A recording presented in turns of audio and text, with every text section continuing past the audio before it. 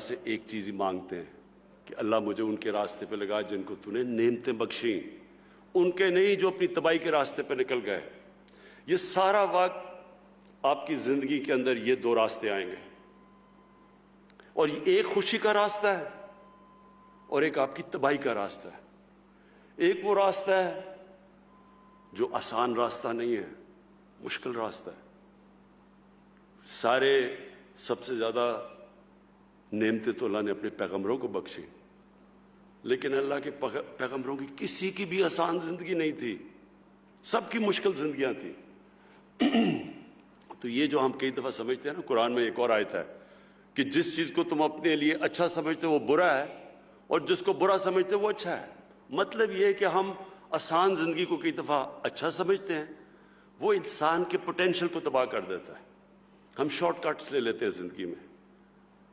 کوئی آج تک بڑا کام کسی انسان نے نہیں کیا شارٹ کٹ لے کے، کبھی بھی نہیں ہوا۔ اگر اللہ کے حبیب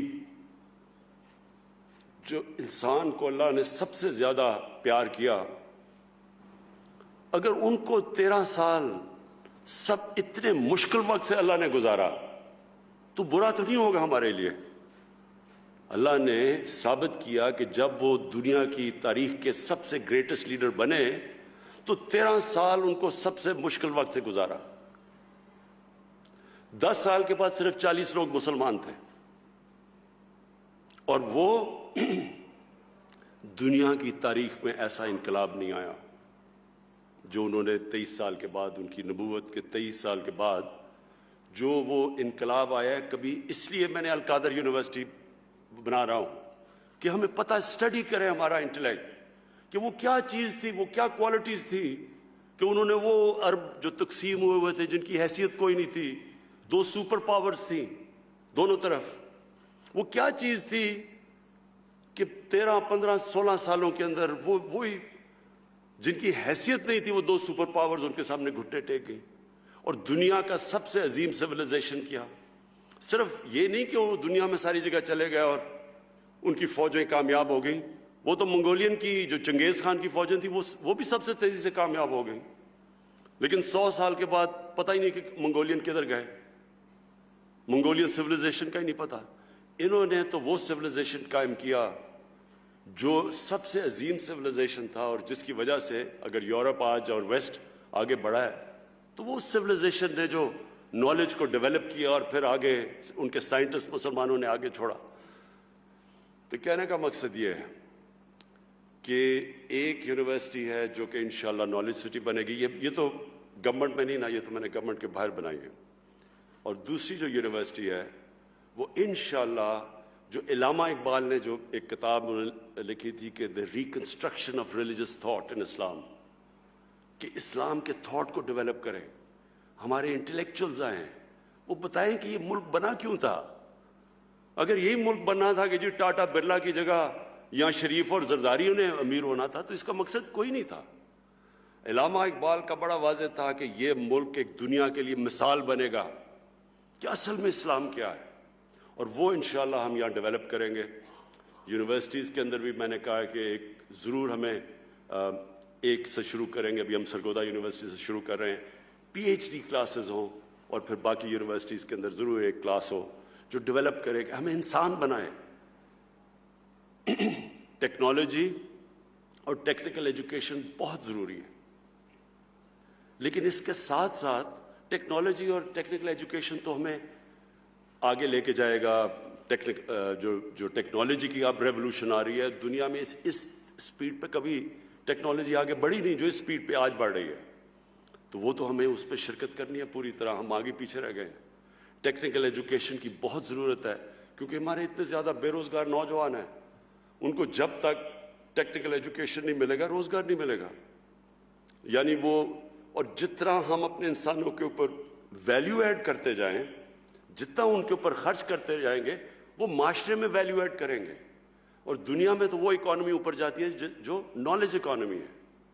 تو ہمارے ملک میں یہ بہت بڑی ہم نے غلطی کی کہ ہم نے نہ ٹیکنالوجی کے اوپر، نہ اپنی ہائر ایجوکیشن پہ، نہ ٹیکنیکل ایجوکیشن پہ اتنا زور لگایا۔ تو یہ دونوں ساتھ ساتھ جاتے ہیں۔ एक आपको इक्विप करता है दुनिया में आगे बढ़ने के लिए, क्योंकि सारे साइंसदान जब मुसलमानों पर गए तो साइंसदान भी सारे टॉप मुसलमान थे। दूसरा, उससे भी इंपॉर्टेंट चीज़ है कि हमें बताता है कि हमारा दुनिया में मकसद क्या है। हम अक्लमंद जानवर नहीं हैं, हम इंसान हैं, अशरफुल मखलूक़ात हैं। तो यूनिवर्सिटी एजुकेशन का बहुत बड़ा इम्पैक्ट पड़ता है सोसाइटी पे, क्योंकि यूनिवर्सिटी एजुकेशन लोगों को एक और लेवल पे लेके जाती है। अमेरिका की जो असेंट हुई, जब आज से 120 साल पहले ऊपर जाना शुरू हुआ अमेरिका, तो वो उसकी एक बहुत बड़ी वजह थी कि दुनिया में सबसे ज़्यादा ग्रेजुएट्स अमेरिका में निकल रहे थे। जब आपके ग्रेजुएट्स, जब आपकी हायर एजुकेशन के अंदर आप लोगों के ऊपर इन्वेस्ट करते हैं अपने पॉपुलेशन पे, तो वो खुद ही मुल्क उठा देता है, ज़रूरत नहीं पड़ती आपको कुछ करने की। एक पढ़ा लिखा पॉपुलेशन खुद कौम को उठाता है। तो मैं आपको खराज तहसीन पेश करता हूँ कि यहाँ से आपके इतने ज़बरदस्त रिज़ल्ट्स हैं मलाकान यूनिवर्सिटी के, और इंशाअल्लाह मैंने महमूद खान को कहा हुआ है कि जैसे जैसे हमारे हालात बेहतर होते जाएंगे, हम बड़े मुश्किल हालात से निकले हैं। पहले तो साल स्टेबल ही करते रहे क्योंकि बिल्कुल मुल्क मकरूज़ था, और मैं आपको ज़रा बताऊं कि मकरूज़ कैसे था, यानी आपको स्टेटिस्टिकली पता चले कि मुल्क के हालात क्या थे। जब हम आए तो मुल्क के पास पैसे नहीं थे, अपने जो बाहर की कर्ज़ों की किस्तें देनी थी और अपनी रीपेमेंट्स करनी थी, हमारे पास पैसे नहीं थे, डिफ़ॉल्ट कर रहे थे। हमारे दोस्त मुल्कों ने मदद की, बचा लिया हमें डिफ़ॉल्ट से। अगर डिफ़ॉल्ट हो जाता तो लोग आज अगर महंगाई को कह रहे हैं कि ज़्यादा महंगाई है, आपको अंदाज़ा नहीं कि वो किस तरह की महंगाई आनी थी, क्योंकि डिफ़ॉल्ट होता तो रुपए ने गिर जाना था। जब रुपए ने गिरना था तो सब महंगी हो जाती है। तो अभी भी जो महंगाई है वो इसलिए कि 2018 के शुरू में और अब तक रुपया 107 रुपए डॉलर से 155 या 160 पे पहुंचा है।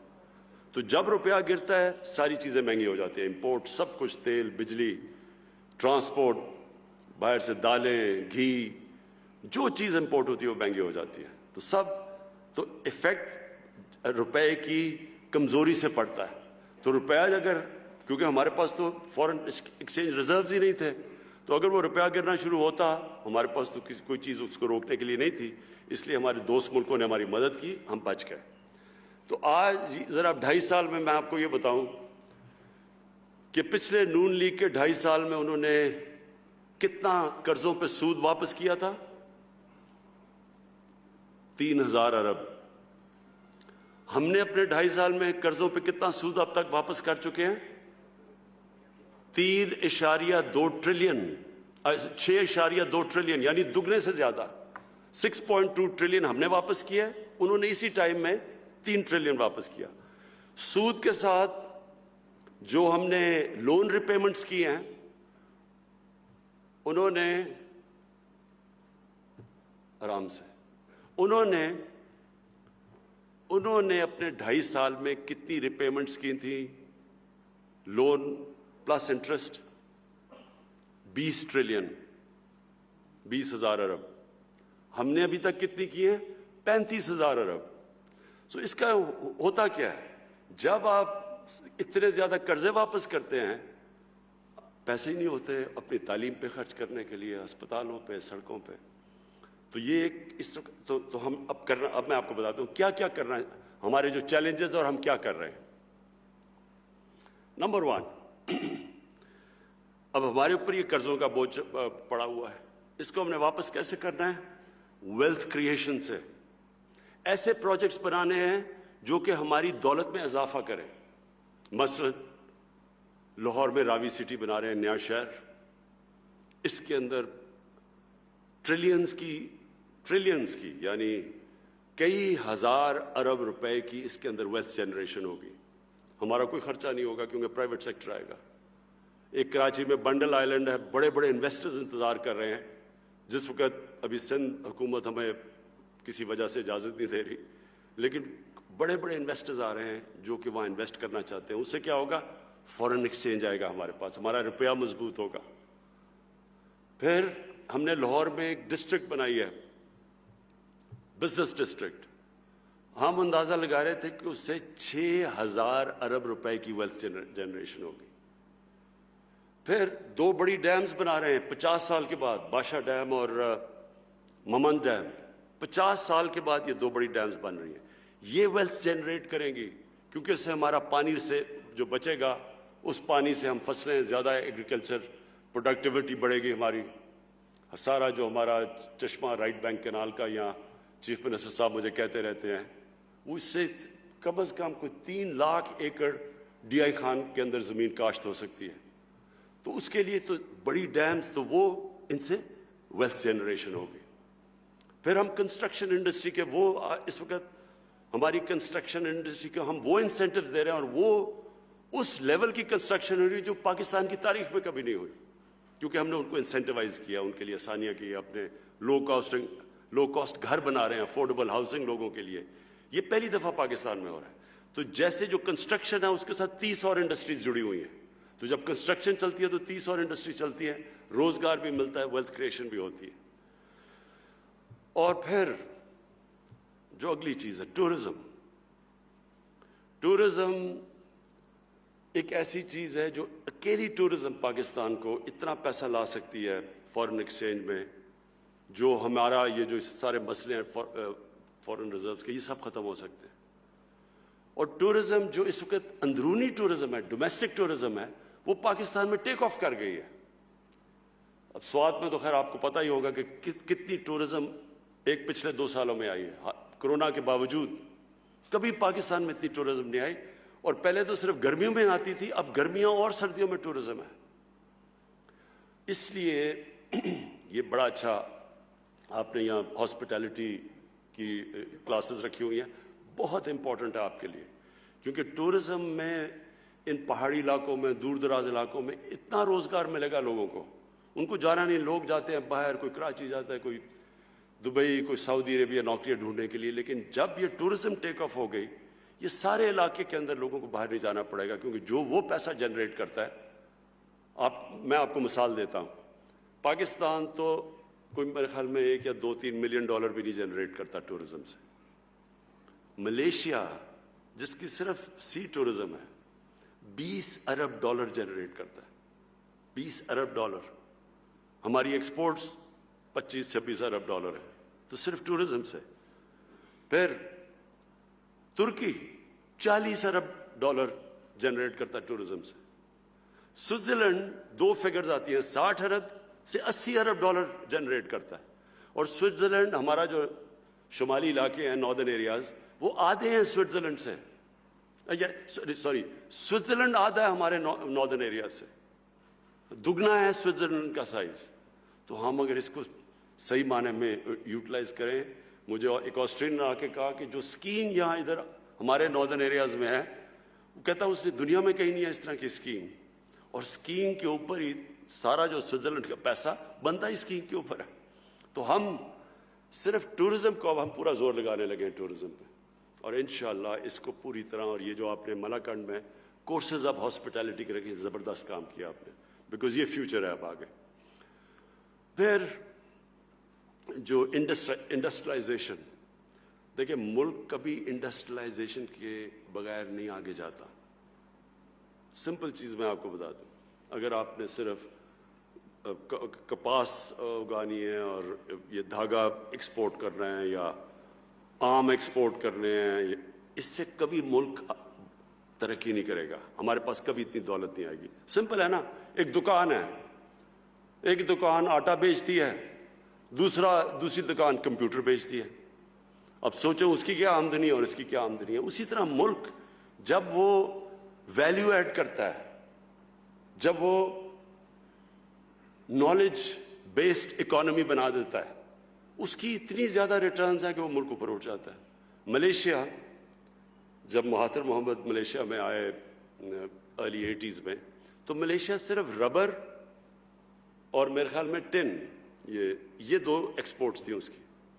اس نے آ کے الیکٹرانکس کی پہلے کاٹیج انڈسٹری بنائی, اور وہ آہستہ آہستہ وہی کاٹیج انڈسٹری پوری ان کی الیکٹرانک کی انڈسٹری بن گئی. 80 ارب ڈالر صرف اس کی الیکٹرانک ایکسپورٹس تھی.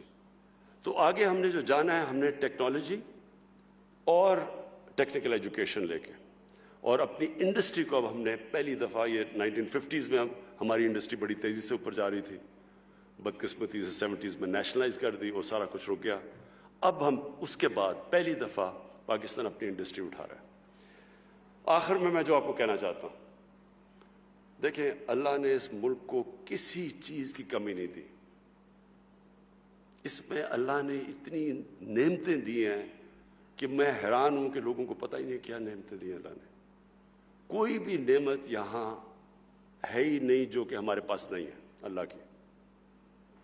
صرف مسئلہ یہ ہے کہ ہم نے اپنے اب مائنڈ چینج کرنے ہیں. جب میں کہتا ہوں نا نیا پاکستان، نئی سوچ چاہیے ہمیں. وہی جو پرانی گھٹی پسی طریقے ہم نے اختیار کیے ہوئے، جو ایک اور چیز میں مس کر گیا، ایگریکلچر، اس میں ہماری ساری پرانی ٹیکنیکس ہیں. ابھی بڑی اچھی آپ نے بات کی زیتون کی. آپ سوچیں ہم پتہ نہیں کوئی $3 ارب کا تیل باہر سے، ایڈیبل آئل ہم باہر سے امپورٹ کرتے ہیں. یہ ملک دنیا میں سب سے زیادہ زیتون اگا سکتا ہے، کیونکہ میں نے ایکسپرٹ کو بنایا کینیڈا سے. اس نے کہا کہ جو سارا دریائے سندھ کا جو رائٹ سائڈ ہے، اس سے بہتر زیتون اگانے کی کوئی جگہ ہی نہیں ہے. اور اس کی کتنی یعنی ویلیو ایڈ زیتون کا، جو آپ اگر صرف ہم ایکسپورٹ اس کی شروع کر دیں، اور یہاں پہلے تو امپورٹ نہیں کرنی پڑے گی اور پھر ایکسپورٹ کر سکتے ہیں. اور یعنی ایسا درخت ہے جو کم بارش پہ مشکل جگہ پہ اگ جاتا ہے. تو اس کے اوپر انشاءاللہ پورا زیتون کے اوپر لے کے آ رہے ہیں. پھر ایک ایووکاڈو ہے، میں صرف آپ کو مثالیں دے رہا ہوں. جو سب سے مہنگی سبزی گنی جاتی ہے اس کو ایووکاڈو کہتے ہیں. اتنا بہتر اگتا ہے ہمارے ملک میں. میں نے اپنے اسلام آباد میں گھر میں لگایا ہیں، وہ سر زبردست قسم کے ایووکاڈوز ہو گئے. ہم نے کبھی سوچا ہی نہیں. تو میں صرف آپ کو یہ سمجھا، تھوڑی جب انسان مشکل میں ہوتا ہے تو پھر آؤٹ آف دا باکس سوچتا ہے. وہ کہتے ہیں necessity is the mother of invention. جب آپ کو ضرورت پڑتی ہے تو پھر انسان کے اندر بڑی صلاحیت دیا اللہ نے. ہم کچھ بھی کر سکتے ہیں. ہمارا جو ایگریکلچر سیکٹر ہے اس کے اوپر صرف، اور انشاءاللہ میں اگلے ہفتے اب ایک نئی پالیسی لے کے آ رہا ہوں. وہ جب میں اناؤنس کروں گا انشاءاللہ آپ دیکھیں گے کہ ایک نئی سوچ لے کے آ رہے ہیں ایگریکلچر میں، بالکل ایک مختلف قسم کی سوچ. اور یہی سیکٹر انشاءاللہ ہمیں اکیلا سیکٹر بھی اٹھا سکتا ہے. تو میں آخر میں پھر سے آپ سب کا شکر گزار ہوں، اور انشاءاللہ پھر بھی آپ کے پاس آؤں گا.